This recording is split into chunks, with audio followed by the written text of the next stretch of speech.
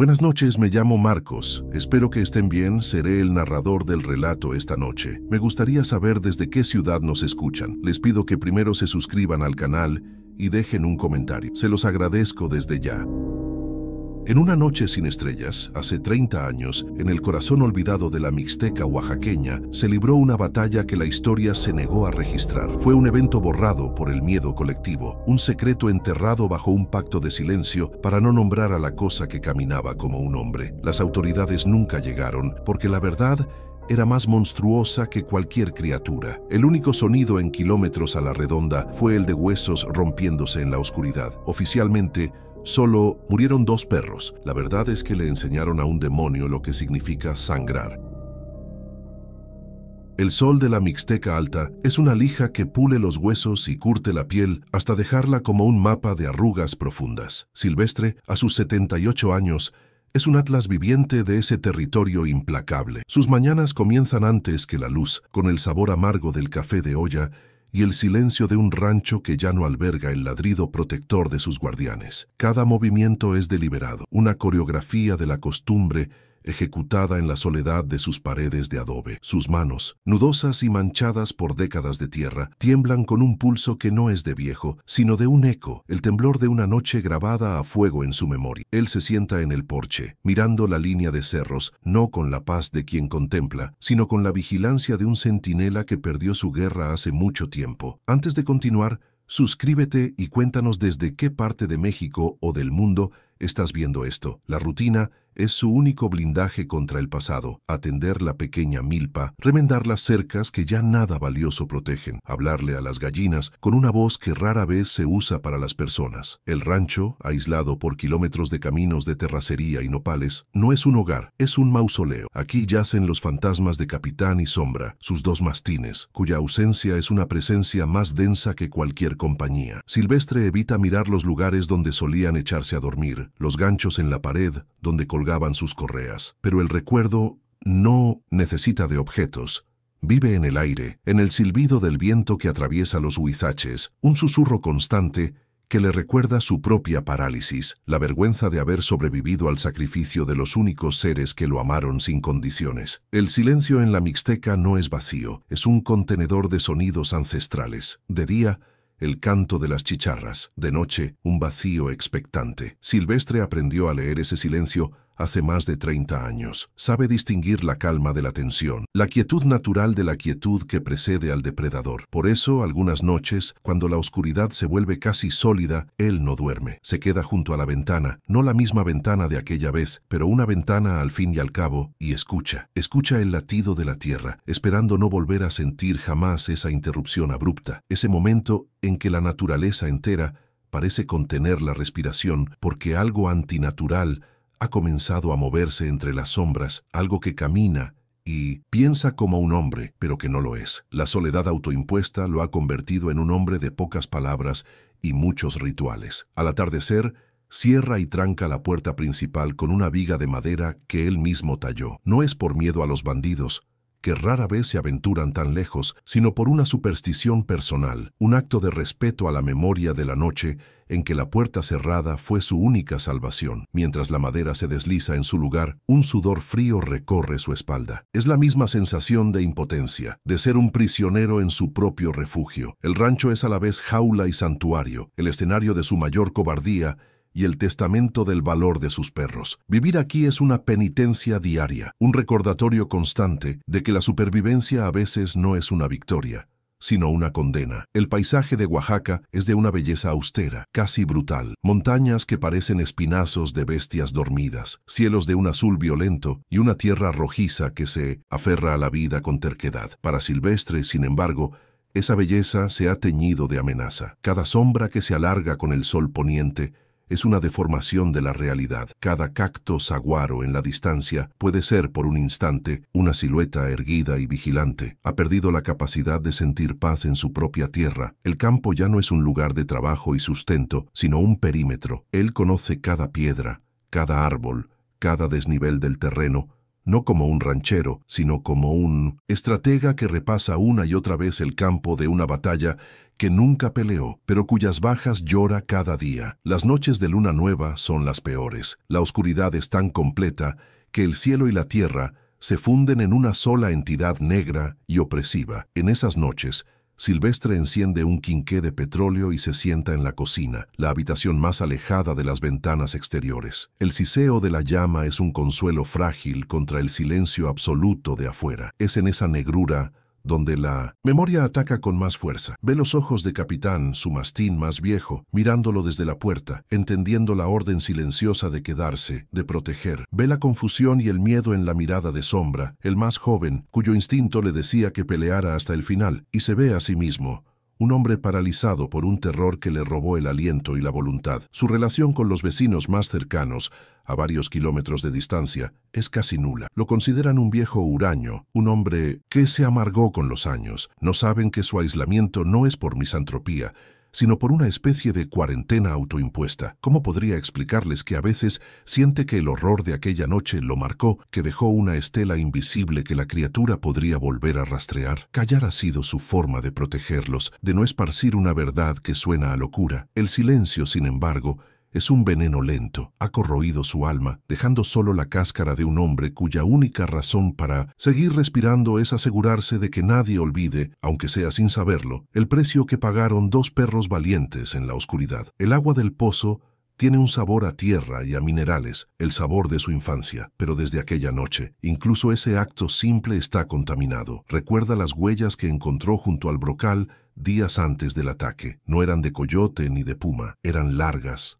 estrechas, con una disposición de los dedos que sugería un pie humano, pero terminaban en la marca inconfundible de garras no retráctiles. Las autoridades, si las hubiera llamado, se habrían reído. Perros salvajes, habrían dicho, pero Silvestre sabía lo que había visto. Era la firma de algo que caminaba erguido, de algo que había estado estudiando su rancho, su rutina, su vulnerabilidad. La amenaza no fue un encuentro casual, fue una cacería planificada. Los pocos objetos de valor que posee están guardados en un baúl de madera, una fotografía sepia de sus padres, el título de propiedad de la tierra y dos collares de cuero grueso, agrietados por el tiempo y manchados de algo más oscuro que el lodo. A veces abre el baúl solo para pasar los dedos por esos collares. Es su forma de comulgar con ellos, de pedir perdón. En esos momentos, la figura del ranchero recio se desvanece y solo queda un anciano frágil, aplastado por el peso de una deuda que no puede pagar. La lealtad de sus perros fue absoluta, un muro de carne y hueso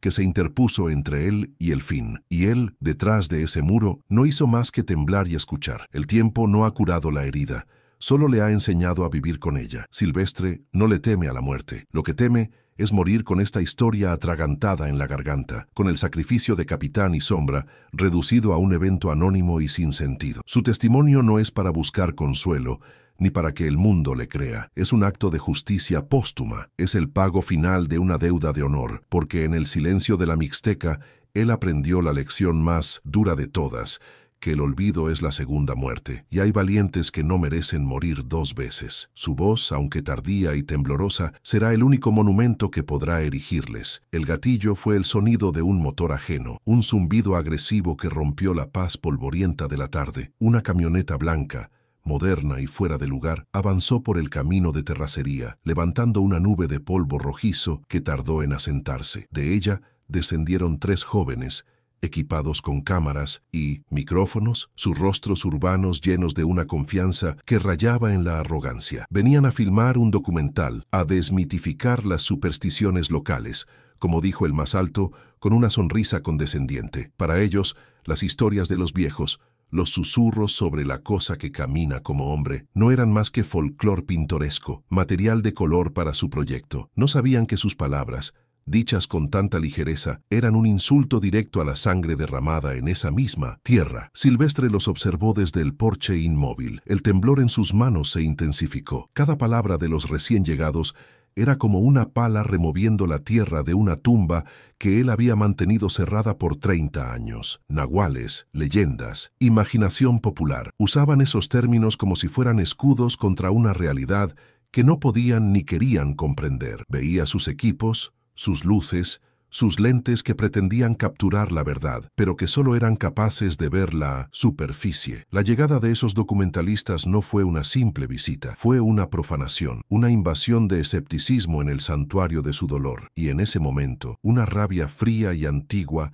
comenzó a subir desde lo más profundo de su ser, una furia protectora por la memoria de sus perros. La reacción física fue inmediata y violenta, aunque invisible para los extraños. Un nudo se le formó en el estómago y el aire pareció enrarecerse, volverse más pesado, como en la noche del ataque. Sintió el mismo sabor metálico del miedo en la boca. Su mente, usualmente un torbellino controlado de recuerdos, se convirtió en una estampida. Vio fragmentos de la pelea, el pelaje erizado de Sombra, el eco del cuerpo de Capitán golpeando la pared de adobe. La culpa, esa compañera constante, lo apuñaló con una ferocidad renovada. Él había callado para protegerse de la incredulidad, para evitar el ridículo. Pero ahora, la incredulidad había llegado a su puerta, con cámaras y una sonrisa burlona, dispuesta a pisotear el único legado de sus héroes. El conflicto interno lo paralizó por un instante. Una parte de él, la que había cultivado el silencio durante décadas, le gritaba que los ignorara, que los dejara jugar a los exploradores y se fuera. Era la voz del miedo, la que le recordaba la impotencia de esa noche. Pero otra voz, una que no había escuchado en mucho tiempo, se alzó con una claridad atronadora. Era la voz del deber, la deuda de honor que tenía con Capitán y Sombra. El desdén de esos jóvenes no era solo una ofensa a la tradición, era la negación directa de su sacrificio. Callar ahora no sería prudencia, sería complicidad, sería permitir que la historia fuera contada por quienes no sabían nada de la oscuridad real, del precio de la lealtad. La tensión en el ambiente creció con cada pregunta condescendiente que le hacían. Señor, ¿es verdad que por aquí asustan?, preguntó una joven con una grabadora en la mano. La palabra asustan le pareció tan infantil, tan inadecuada para describir el horror táctico y depredador que él había presenciado. No eran fantasmas ni espectros, era una anomalía biológica, una inteligencia maligna, envuelta en una forma equivocada. Empezó a experimentar los síntomas de su trauma con una intensidad que no sentía en años. El sudor frío, la hipervigilancia, el impulso de mirar constantemente hacia la línea de los cerros, como si esperara ver una silueta familiar recortada contra el cielo del atardecer. El pasado no estaba despertando, estaba vivo y exigiendo ser escuchado. La sospecha de que algo que debía estar muerto había vuelto tomó una forma nueva y metafórica. La criatura no había regresado físicamente, pero su esencia, el terror que representaba, había sido invocada por la incredulidad de estos extraños. Era como si su escepticismo estuviera creando un vacío que solo la verdad cruda y terrible podría llenar. Silvestre se dio cuenta de que el verdadero monstruo no era solo la cosa que acechaba en la noche, sino también el silencio que permitía que su existencia fuera negada. El silencio había sido su refugio y su prisión, pero ahora veía que también era el arma del olvido, y el olvido era una traición que ya no estaba dispuesto a cometer sin importar el costo. El líder del equipo, un joven llamado Mateo, le mostró una tableta con imágenes satelitales de la zona. Estamos mapeando los reportes de ataques a ganado de los últimos años. Todo coincide con patrones de pumas o jaurías de perros salvajes, explicó con aire de suficiencia. Silvestre miró el mapa, pero no vio datos. Vio la geografía de su miedo. Sabía que ninguna de esas explicaciones racionales podía dar cuenta de la precisión quirúrgica de las mutilaciones, de los corrales destrozados con una fuerza que ningún animal conocido poseía. Las autoridades siempre habían optado por la explicación fácil, la que no alteraba el orden natural de las cosas. Pero él sabía que lo que rondaba esas tierras no pertenecía a ese orden. El sol comenzó a bajar, tiñendo el cielo de naranjas y violetas. La belleza del crepúsculo, que normalmente le traía una melancolía tranquila, ahora se sentía ominosa. La luz menguante era un recordatorio de que la noche llegaría pronto, y con ella, la oscuridad que guardaba sus peores secretos. Los documentalistas, emocionados por la luz mágica, se dispusieron a filmar algunas tomas del paisaje. No sentían el cambio en la atmósfera, el descenso de la temperatura que para Silvestre era mucho más que un fenómeno meteorológico. Era el aliento frío del pasado en su nuca. Supo entonces que no podía dejarlos irse con su versión pulcra y lógica de la realidad. Tenía que manchar su historia con su verdad. Mientras los observaba trabajar, La imagen de sus perros se superpuso a la escena. Recordó cómo Capitán solía sentarse exactamente donde ahora estaba el trípode de la cámara, con las orejas erguidas, vigilando el perímetro. Sombra estaría a sus pies, inquieto, listo para saltar a la menor señal de amenaza. El contraste entre la lealtad vigilante de sus animales y la inconsciencia despreocupada de los jóvenes era abrumador. Estos últimos habían venido a cazar una historia, un mito. No entendían que en ese mismo lugar sus perros habían cazado a un monstruo para salvarle la vida. La ironía era tan amarga que casi lo ahoga. La decisión se solidificó en su interior como el acero. Se levantó de su silla de tule y el movimiento, aunque lento y propio de su edad, tuvo un peso definitivo. Caminó hacia ellos, cada paso una rebelión contra 30 años de silencio autoimpuesto. Ya no le importaba si le creían o no, si se reían de él o lo tildaban de loco. Lo único que importaba era que la versión de los hechos que quedara grabada, aunque fuera en la memoria de un solo hombre, fuera la correcta. La historia no sería sobre supersticiones mixtecas, sería sobre Capitán y Sombra. Sería un requiem, una confesión y una advertencia, todo en uno. Su voz, cuando finalmente hablara, no sería la de una fuente folclórica, sino la de un testigo. «Ustedes no saben nada de esta tierra», dijo, su voz ronca por el desuso y la emoción contenida. Los jóvenes se giraron, sorprendidos por su tono. La mirada de Silvestre no era la de un anciano amable dispuesto a compartir cuentos. Era dura, afilada, la mirada de un hombre que ha visto el abismo y ha sobrevivido para recordarlo. Quieren historias de nahuales. Lo que yo vi no era un cuento para asustar niños, era real y costó vidas. El aire se cargó de una electricidad repentina. El juego había terminado. El pasado, con todas sus garras y dientes, acababa de irrumpir en su documental. El miedo y el deber libraron una última batalla en su pecho. El miedo le decía que se detuviera, que era inútil, que solo se expondría al escarnio. Pero el deber, la imagen de sus perros luchando en la oscuridad por él, fue más fuerte. Sintió que ellos, desde donde estuvieran, le daban el valor que le faltó aquella noche. Hablar no era un acto de valentía para sí mismo, sino el cumplimiento de una promesa silenciosa. Su testimonio sería la única lápida que podría poner sobre sus tumbas sin marcar. Una lápida hecha de palabras, tan pesada y permanente como la piedra. La noche comenzó a caer en serio, y con ella un silencio que los documentalistas finalmente notaron. Ya no era el silencio apacible del campo, sino uno denso, expectante. Los grillos, que habían comenzado su canto vespertino, se callaron de repente, exactamente como aquella vez. Silvestre esbozó una sonrisa sin alegría. ¿Lo sienten?, preguntó en voz baja. Este silencio. Así empezó todo. No es ausencia de ruido, es presencia de algo más. La sugestión, plantada en la oscuridad creciente, comenzó a hacer su trabajo. El equipo de filmación se miró, la arrogancia reemplazada por una incipiente inquietud. La memoria ya no era un fantasma, era una entidad física que lo envolvía. Podía oler de nuevo el polvo levantado por la pelea, el olor a sangre y a pelo quemado. Podía sentir la vibración del suelo cuando la criatura se movía. Los síntomas de su TPT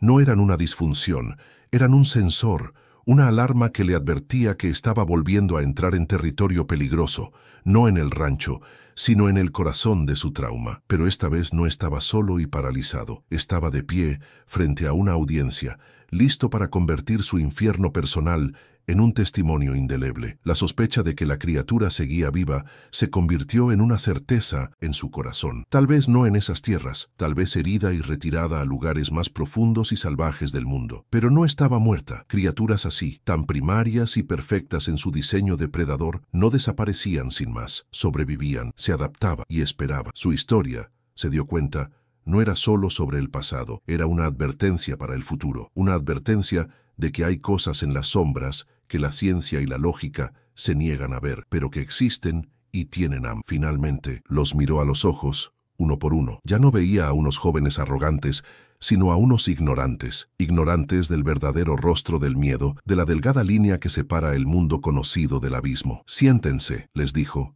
señalando el porche. «Les voy a contar lo que pasó aquí, no para su película, sino para que sepan a qué se le debe tener respeto en la oscuridad. Les voy a contar por qué este silencio pesa tanto». El gatillo se había disparado, y la bala, una historia guardada durante 30 años, estaba a punto de alcanzar su destino. La memoria de aquella noche no llega como un recuerdo ordenado, sino como una embestida de fragmentos sensoriales. Comienza con la ausencia de estrellas. El cielo era un manto de terciopelo negro.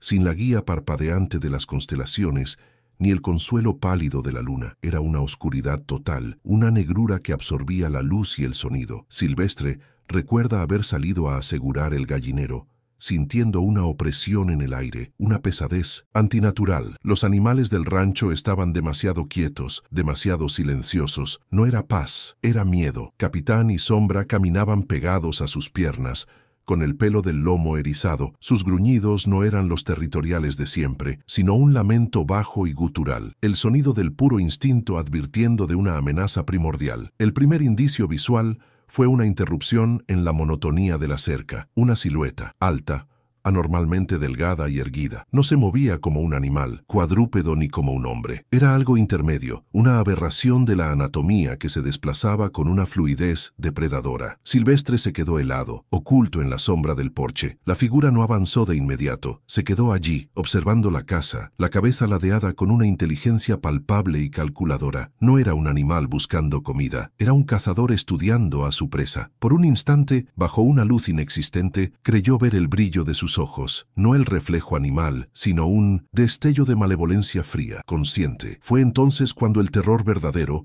un frío paralizante, se apoderó de él. Corrió adentro, cerrando la puerta con un golpe seco y atrancándola con la viga. Su corazón martilleaba contra sus costillas con una violencia que amenazaba con quebrarlas. Afuera, sus perros ladraban con una furia desesperada que nunca les había escuchado. Se asomó por una rendija de la ventana, con la respiración contenida. La criatura saltó la cerca de más de 2 metros de altura desde una posición estática, sin carrerilla, aterrizando en el patio con un silencio imposible. Era entonces cuando Capitán y Sombra, 2 mastines de casi 80 kilos cada uno, se lanzaron contra ella. No hubo vacilación en su ataque. Fue la lealtad en su forma más pura y salvaje.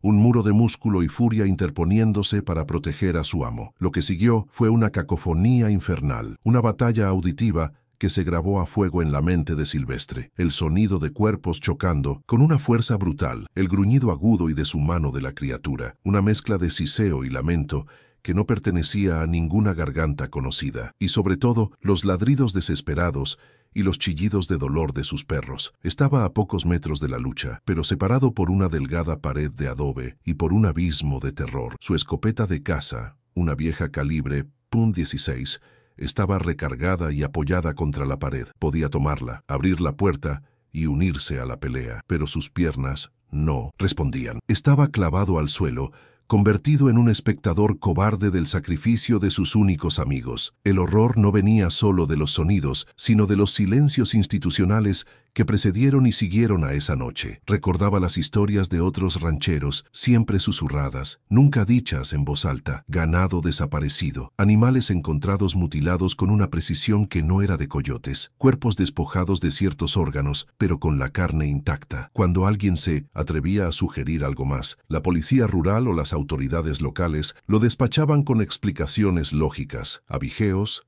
perros salvajes, rituales satánicos. Cualquier cosa era preferible a admitir que algo inexplicable y antiguo cazaba en sus tierras. Se construyó un muro de negación colectiva, un pacto no escrito para no nombrar a la cosa que caminaba como hombre, por miedo a atraer su atención. El borrado de evidencias era sistemático, aunque no necesariamente conspirativo. Era más una ceguera voluntaria. Las huellas extrañas se borraban con el viento o el paso del ganado. Los testimonios se descartaban como supersticiones de viejos. La verdad se diluía en el folclore hasta volverse inofensiva. Silvestre entendió esa noche, mientras escuchaba a sus perros morir, que estaba completamente solo. No había a quien llamar, nadie que le creyera. El mundo racional y ordenado terminaba en la puerta de su rancho. Afuera, en la oscuridad, regían leyes más antiguas y brutales, y las instituciones de los hombres no tenían jurisdicción alguna. El verdadero horror era darse cuenta de que el velo de la civilización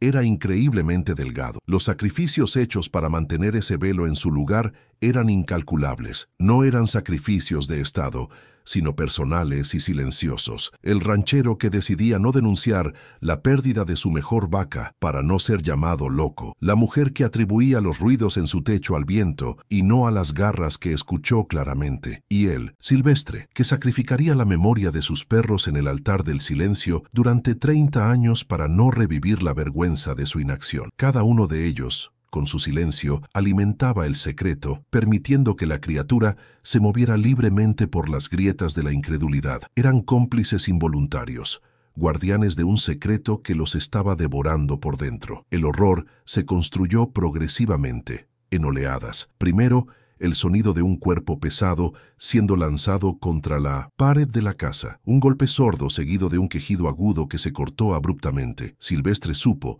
con una certeza que le heló la sangre, que era Capitán. El mastín más viejo, el más fuerte, había caído. El silencio que siguió a ese golpe fue más aterrador que cualquier grito. Luego, solo quedaron los sonidos de la lucha de sombra, más débiles, más desesperados. Ya no eran ladridos de ataque, sino aullidos de dolor y desafío. Estaba peleando solo, sabiendo que su compañero había muerto, pero sin rendirse. Estaba comprándole tiempo a su amo, cumpliendo su deber hasta el último aliento. Los detalles sensoriales de esos momentos son imborrables. El olor a polvo y a ozono, como de tormenta seca. El sabor de su propio sudor salado en sus labios. El tacto áspero de la pared de adobe contra su espalda mientras se encogía, y sobre todo, los sonidos. El chasquido de huesos, un sonido húmedo y nauseabundo que se repetía, el jadeo agónico de sombra, la respiración sibilante y extraña de la criatura, un fuelle ronco que parecía disfrutar del esfuerzo, del dolor que infligía. Silvestre cerró los ojos, pero las imágenes que su mente creaba eran peores que cualquier cosa que pudiera ver. Se imaginó los miembros largos y delgados, las garras, la piel pálida y tensa manchada de sangre.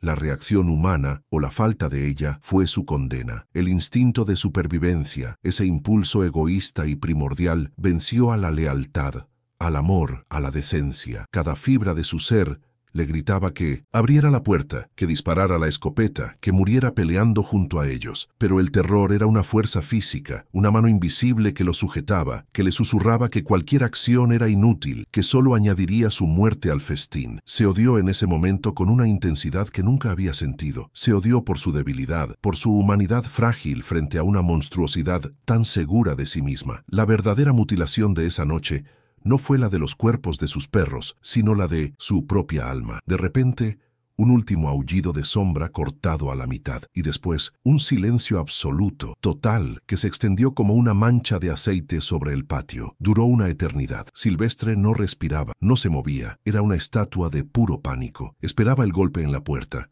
el sonido de garras arañando la madera, la embestida final, pero no llegó. En su lugar, escuchó el sonido de algo pesado siendo arrastrado por la tierra, un sonido húmedo, rasposo, y luego pasos. No corriendo, sino caminando, un andar cansado, cojeando, arrastrándose. La criatura se estaba retirando, estaba herida. Sus perros, incluso en la muerte, habían ganado, habían salvado su vida, pero le habían costado la suya. No se atrevió a moverse hasta que los primeros rayos del alba tiñeron de gris el horizonte. Solo entonces, con el corazón en la garganta y la escopeta temblando en sus manos, descorrió la tranca y abrió la puerta. La escena en el patio era una pesadilla sacada de un matadero. La tierra estaba revuelta, manchada de sangre oscura. Encontró el cuerpo de Capitán cerca de la pared, su cuello roto en un ángulo imposible. De sombra no quedaba casi nada. Lo que fuera que se lo llevó, no lo hizo para comer. Parecía un acto de rabia, de castigo, un mensaje. La criatura no solo había matado a sus guardianes, los había deshecho, borrado. Junto al cuerpo de Capitán, encontró algo que no pertenecía a la escena, un trozo de algo pálido y correoso, como un fragmento de piel o cartílago, con algunos pelos largos y oscuros adheridos, y cerca una marca de arrastre que se dirigía hacia los cerros, acompañada de un goteo espeso y negruzco que no era sangre de perro. La criatura había salido herida, y gravemente. Sus perros no habían muerto en vano. Habían luchado con tal ferocidad que habían dañado a lo imposible, habían hecho sangrar a un demonio. Esa pequeña victoria fue el único consuelo en la devastación de esa mañana. Enterró a Capitán y los restos de sombra bajo el pirul más grande del rancho. No hubo ceremonia, solo el sonido rítmico de la pala golpeando la tierra seca y sus propias lágrimas silenciosas. Lloró no solo por su pérdida, sino por su vergüenza. Lloró por el hombre que fue hasta la noche anterior y que ya nunca volvería a ser. Sobre las tumbas improvisadas juró en silencio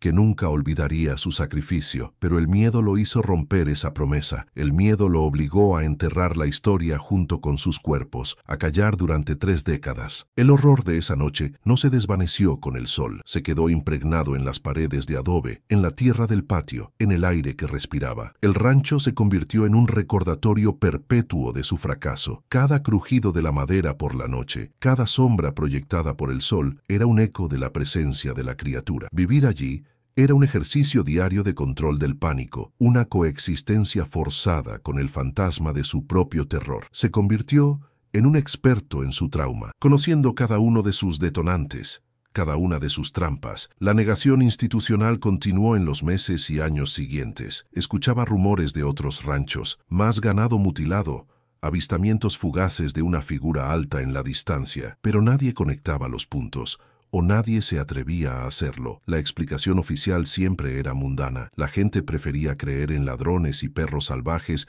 antes que enfrentar la posibilidad de que compartían su mundo con algo que desafiaba toda explicación. Silvestre, desde su aislamiento, observaba cómo la verdad era enterrada bajo capas de negación y miedo, sintiéndose como el único superviviente de un naufragio del que nadie más tenía noticia. Esa memoria, revivida ahora por la llegada de los documentalistas, se siente más real que el presente. Mientras se prepara para hablar, siente el peso de cada segundo de esa noche. La historia que va a contar no es una anécdota de terror, es la transcripción de un testimonio auditivo, la crónica de una batalla que solo él escuchó. Es el informe forense de su propia cobardía y el panegírico del coraje de sus perros. Sabe que las palabras serán insuficientes para transmitir la magnitud del horror, pero son las únicas herramientas que tiene. El horror original, se da cuenta, no fue solo la criatura en sí, fue el descubrimiento de su propia fragilidad, el saber que ante el miedo absoluto, todos los constructos de valor, honor y deber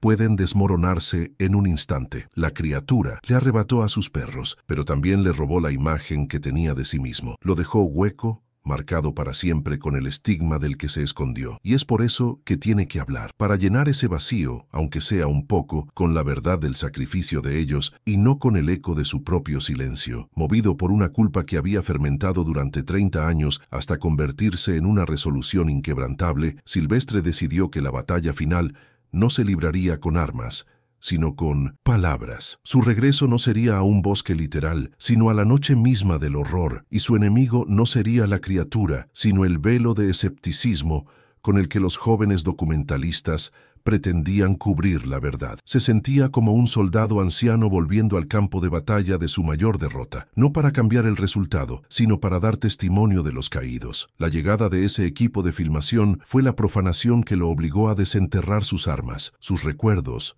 su dolor y su voz por tanto tiempo silenciada. El primer obstáculo fue su propio cuerpo. A los 78 años, las palabras no fluían con facilidad y la emoción le cerraba la garganta. El temblor de sus manos se hacía más pronunciado al señalar hacia la pared de adobe, donde si uno sabía dónde mirar, todavía se podía ver una hendidura más profunda, una cicatriz en la construcción donde el cuerpo de Capitán había impactado. El envejecimiento físico era un recordatorio constante de su fragilidad, la misma que lo paralizó décadas atrás. Pero ahora, esa debilidad estaba templada por una determinación férrea. Tenía que superar el nudo en el estómago, el sudor frío, la taquicardia de su trauma, para poder articular el horror de una manera que trascendiera la simple anécdota. La incredulidad de los jóvenes fue el segundo muro a derribar. Mateo, el director, lo escuchaba con una mezcla de paciencia profesional y condescendencia apenas disimulada. Buscaba en su relato los elementos del folclore, las inconsistencias del recuerdo de un anciano. «¿Un hombre lobo, dice usted?», preguntó, y la simple frase pareció reducir la experiencia a un cliché de película barata. Silvestre lo miró fijamente, sus ojos hundidos ardiendo con una intensidad que hizo que el joven se sintiera incómodo. «Yo no dije hombre lobo, esa es una palabra de ustedes. Yo dije una cosa alta, pálida, que caminaba como hombre, pero no lo era, y que mis perros lucharon contra ella hasta morir. No ponga sus palabras en mi boca». La batalla se libró en el porche del rancho mientras la noche terminaba de caer. Silvestre no alzó la voz. Su narración era un monólogo grave, confesional, lleno de pausas cargadas de un peso inmenso. Describió los sonidos, el olor, la sensación de impotencia. No intentaba convencerlos, simplemente exponía los hechos tal como los vivió su terror. La sonidista del equipo, una joven llamada Elena, fue la primera en bajar su equipo. Dejó de verlo como un personaje y comenzó a verlo como un hombre reviviendo un trauma insoportable. Su empatía fue la primera grieta en el muro de escepticismo del grupo. Ella no sabía si creer en la criatura, pero creía en su dolor. Para reforzar sus palabras, Silvestre entró a la casa y regresó con el viejo baúl de madera. Lo abrió con manos temblorosas y sacó los 2 collares de cuero. Estaban endurecidos y agrietados, pero en uno de ellos, el de capitán, todavía se veía una muesca profunda, como si una garra afilada hubiera intentado arrancarlo. Sten los entregó a Mateo. «Esto no lo hicieron los dientes de un coyote», dijo en voz baja. El joven cineasta tomó los collares, su arrogancia finalmente disuelta por el peso tangible de la evidencia. El cuero grueso estaba cortado con una precisión y fuerza que no correspondían a la mordida de ningún depredador conocido en la región. El objeto era un ancla que fijaba la increíble historia de Silvestre a la realidad. El miedo también era un obstáculo. Revivir cada detalle de la noche era como caminar descalzo sobre vidrios rotos. Cada palabra era un corte. El pánico amenazaba con ahogarlo, con hacerlo detenerse y volver a la seguridad de su silencio. Pero la imagen de sus perros, de su sacrificio, lo empujaba hacia adelante. Se dio cuenta de que este acto de contar la historia era la pelea que debió haber dado 30 años atrás. Esta era su forma de unirse a ellos en la batalla, aunque fuera de forma tardía y simbólica. Estaba luchando por su memoria, y esa causa era más grande que su propio terror. Se aferró a esa idea como un náufrago a una tabla. La investigación de los documentalistas, inicialmente enfocada en desmentir mitos, se transformó en una confrontación con una verdad que no estaban preparados para aceptar. Mateo sacó de nuevo su tableta y revisó los informes de ataques a ganado. Empezó a buscar anomalías, detalles que había descartado previamente. Encontró un informe de hacía una década de un rancho a 50 kilómetros al norte que mencionaba heridas de corte inusuales y un testigo que hablaba de un hombre pálido y muy alto visto cerca del lugar. Lo había desechado como el delirio de un borracho. Ahora, esas palabras adquirían un peso siniestro y real. La historia de Silvestre no era un evento aislado. El clímax de la noche no fue un grito ni una revelación sobrenatural, sino un momento de profunda y perturbadora conexión humana. Silvestre terminó su relato describiendo cómo enterró a sus perros al amanecer. Su voz finalmente se quebró y una sola lágrima rodó por su mejilla curtida, trazando un surco en el polvo de su piel. No había melodrama en su llanto, solo el agotamiento de un hombre que había cargado un peso demasiado grande durante demasiado tiempo. En ese momento, la barrera entre el anciano y los jóvenes se derrumbó por completo. Vieron la verdad, no en los detalles de la criatura, sino en la herida abierta de su alma. La revelación más perturbadora vino después, en forma de una conclusión lógica y aterradora que Silvestre expuso con una calma escalofriante. «Esa cosa», dijo mirando hacia los cerros oscuros, «se fue herida. Mis perros la hicieron sangrar, pero no murió. Algo así no muere tan fácil. Y si estaba aquí cazando, no era la única. Las cosas vivas se reproducen, buscan nuevos territorios cuando los viejos se vuelven difíciles». Plantó la idea en sus mentes. La amenaza no era un monstruo solitario, sino una posible especie, una rama desconocida de la evolución depredadora, escondida en los vastos y despoblados territorios del mundo. El problema no había terminado, simplemente se había movido. El confronto final fue con el propósito de su documental. Mateo lo miró, su proyecto ahora en ruinas, o quizás transformado en algo mucho más importante. «¿Qué quiere que hagamos con esto?», preguntó, su voz apenas un susurro. «¿Quiere que contemos su historia?». Silvestre negó con la cabeza lentamente. «No quiero que cuenten mi historia. Mi historia es de vergüenza. Quiero que cuenten la historia de ellos, de Capitán y Sombra, y quiero que adviertan a la gente, no para que tengan miedo, sino para que tengan respeto, para que sepan que no todo en este mundo ha sido descubierto y catalogado. Hay cosas en la oscuridad que es mejor no provocar». ¿Te está gustando esta historia? Deja un like y suscríbete al canal. Ahora continuamos con el vídeo. El equipo de filmación se quedó en silencio, procesando la enormidad de lo que habían escuchado. Sus equipos de grabación, que habían llegado como herramientas de disección objetiva, ahora parecían terriblemente inadecuados. ¿Cómo se puede filmar un trauma? ¿Cómo se captura en un lente la certeza del horror? Se dieron cuenta de que habían venido buscando una leyenda pintoresca y se habían topado con un testamento, una advertencia de la vida real que era mucho más aterradora que cualquier nahual de cuento. Su viaje para desmitificar había terminado en un encuentro con un misterio mucho más profundo y oscuro de lo que jamás imaginaron. Silvestre, sintiéndose vacío pero extrañamente en paz, se levantó y caminó hasta el borde del porche. Miró la oscuridad, pero por primera vez en 30 años no sintió el mismo terror paralizante. Había cumplido su deber, había pasado la estafeta. El peso ya no era solo suyo. La batalla contra el olvido y la negación había sido librada, y aunque no sabía si la había ganado, al menos sabía que había luchado. Su confesión era el monumento que sus perros merecían, una historia de valentía contada finalmente por el hombre que ellos habían salvado. La implicación de que la criatura se había reproducido o expandido quedó flotando en el aire nocturno, una idea venenosa y persistente. Si era una especie, ¿cuántos habría? ¿Dónde estarían ahora? Las mutilaciones de ganado en otras regiones, los reportes de campistas desaparecidos en parques nacionales remotos, las historias de terror susurradas en otras culturas, ¿podrían estar todos conectados? La revelación de Silvestre no solo recontextualizaba su propia experiencia, sino que abría la puerta a una posibilidad aterradora, que la humanidad no estaba en la cima de la cadena alimenticia, sino que simplemente ignoraba a sus competidores más sigilosos. Los jóvenes investigadores se miraron entre sí, su perspectiva del mundo alterada para siempre. Ya no eran solo cineastas, se habían convertido en los herederos de un conocimiento peligroso. La historia de Silvestre era ahora su responsabilidad. Publicarla sería arriesgarse al ridículo profesional, a ser tachados de sensacionalistas o locos. Callarla sería ser cómplices del mismo silencio que había atormentado al anciano durante décadas. Se encontraban en la misma encrucijada moral que él, atrapados entre el miedo a la incredulidad y el deber de advertir a otros. La noche terminó sin conclusiones, solo con el peso de una nueva y terrible conciencia. Silvestre no les pidió nada más. Simplemente se sentó de nuevo en su silla, un hombre agotado pero íntegro. Su parte estaba hecha. La decisión ahora era de ellos. El rancho, antes un lugar de reclusión y tormento, se había transformado en un punto de origen, el epicentro desde donde una verdad incómoda comenzaría a expandirse, como las ondas en un estanque oscuro después de que se arroja una piedra. El confronto no fue brutal en un sentido físico, pero dejó cicatrices profundas en la psique de todos los presentes. La arrogancia de la ciencia y la razón se había estrellado contra la roca inamovible de la experiencia vivida. Silvestre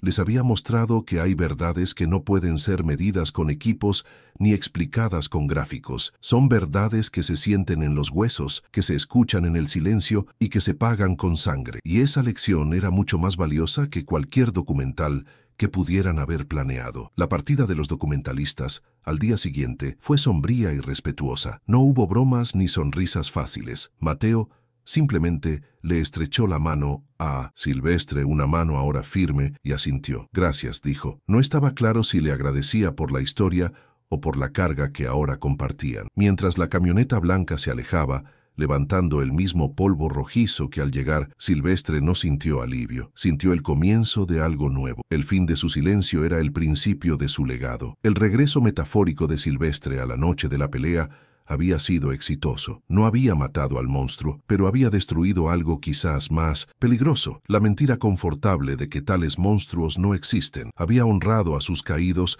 de la única manera que podía, convirtiendo su sacrificio en una advertencia. Y al hacerlo, había encontrado una forma de redención, no del miedo, sino de la vergüenza. Ya no era solo el hombre que se escondió, sino el hombre que finalmente habló. La prueba de la expansión de la criatura no era física, sino inferencial, lo cual la hacía aún más aterradora. No había un mapa de avistamientos confirmados, solo un patrón de anomalías que las autoridades se esforzaban por explicar de manera convencional. La verdadera batalla, entendieron los jóvenes, no sería ir a cazar a la criatura con rifles, sería una guerra de información, una lucha contra la tendencia humana a negar lo que no comprende. Y en esa guerra la historia de un viejo ranchero y sus 2 perros valientes era el arma más poderosa que tenían. Silvestre se quedó solo de nuevo en su rancho, pero el ambiente había cambiado. El silencio ya no se sentía opresivo, sino expectante. La noche ya no era una amenaza, sino un recordatorio. La batalla había terminado, y él, a su manera,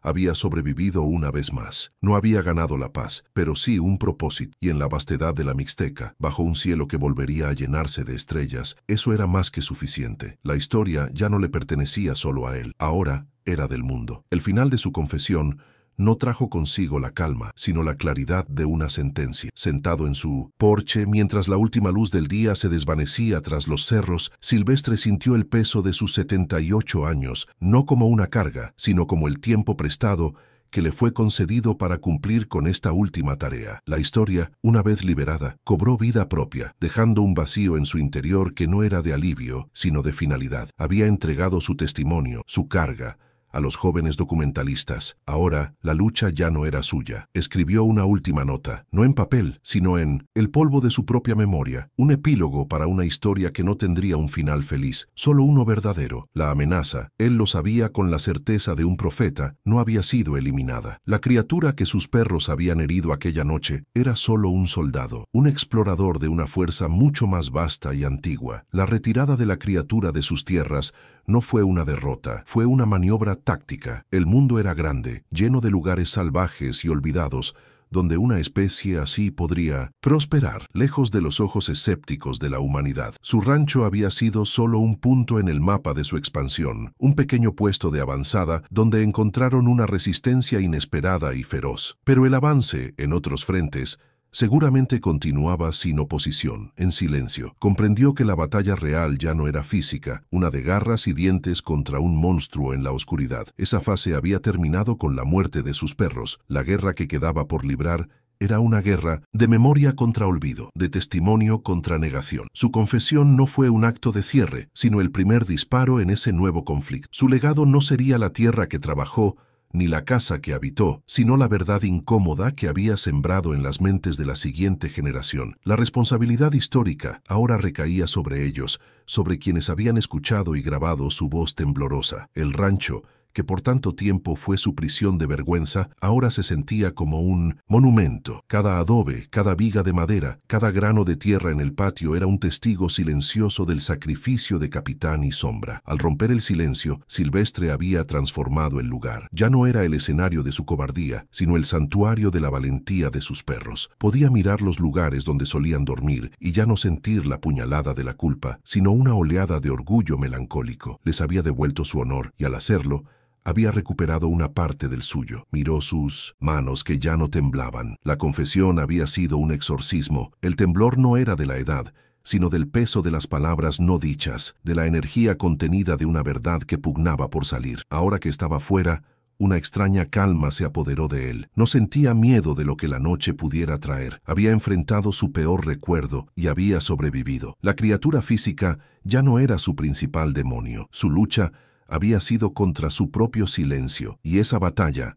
al menos, la había ganado. El resto quedaba en manos de otros. Mientras la oscuridad se volvía completa, imaginó a los jóvenes documentalistas en su camino de regreso a la ciudad, el material que habían grabado quemando en sus discos duros. ¿Qué harían con él? ¿Lo editarían? ¿Lo suavizarían? ¿Lo convertirían en otro programa sobre misterios sin resolver? ¿O tendrían el coraje de presentarlo tal cual, crudo y perturbador, como la advertencia que era? Su fe no estaba en ellos como cineastas, sino como seres humanos, que habían sido expuestos a una verdad fundamental sobre la fragilidad de su mundo. Esperaba que la semilla que plantó encontrara tierra fértil. El encerramiento de su historia personal no era el fin de la amenaza, era simplemente la transferencia de la vigilancia. Él había sido el guardián del secreto durante 3 décadas. Ahora, el conocimiento estaba libre. Su relato era un mapa, una guía para aquellos que tuvieran la valentía de buscar las señales, las desapariciones anómalas, las mutilaciones inexplicables, los silencios repentinos en el corazón de la naturaleza. Había proporcionado la primera pieza de un rompecabezas que abarcaba continentes y generaciones, un rompecabezas que la mayoría de la gente ni siquiera sabía que existía. Su acto final de la noche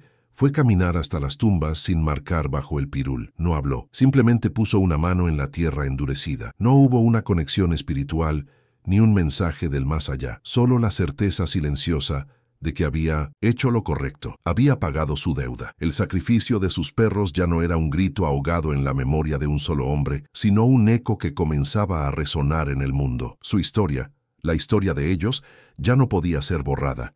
Era parte del registro. El aire de la noche era frío y Silvestre lo inhaló profundamente. Olía a tierra seca, a pino y a la promesa de la lluvia. Olía a normalidad, pero él sabía que la normalidad era solo una ilusión, un acuerdo colectivo para ignorar las profundidades oscuras que yacen justo debajo de la superficie. La mayoría de la gente vivía y moría sin tener que mirar nunca a esas profundidades. Él no había tenido esa suerte, pero su desgracia, ahora lo entendía, también era su propósito. Había sido el testigo, el fardo había sido pasado. Ya no le correspondía a él convencer a nadie. Su única responsabilidad era contar la verdad, y lo había hecho. Se sentía como un corredor de relevos que, al final de su carrera, entrega la estafeta y se desploma, exhausto pero satisfecho. Su parte en la carrera contra la oscuridad había terminado. Ahora solo le quedaba observar, desde la distancia del tiempo que le quedara, si la humanidad decidiría seguir corriendo o se dejaría alcanzar. Se levantó y caminó de regreso a la casa. La puerta que una vez fue la barrera que lo protegió y lo condenó, ahora era solo una puerta. La cerró, pero sin la urgencia febril del pasado. Era solo un acto contra el frío de la noche, no contra el terror.